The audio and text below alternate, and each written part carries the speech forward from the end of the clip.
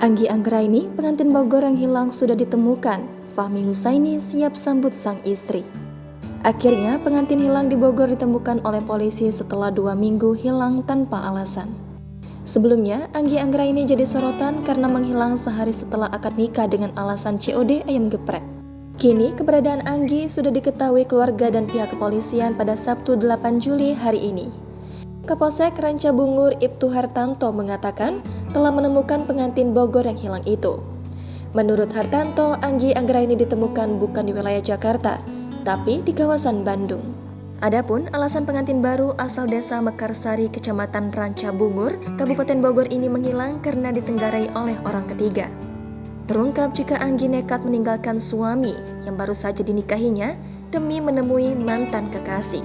Keterangan tersebut didapatkan oleh pihak kepolisian setelah menemukan titik terang keberadaan Anggi Anggraini dari para saksi.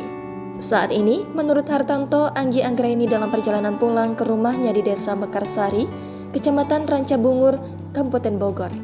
Sementara itu, sang suami, Fahmi Husaini, mengaku sudah menyiapkan nazar bila Anggi Anggraini ditemukan. Fahmi Husaini mengaku akan menyawer dan menyambut sang istri.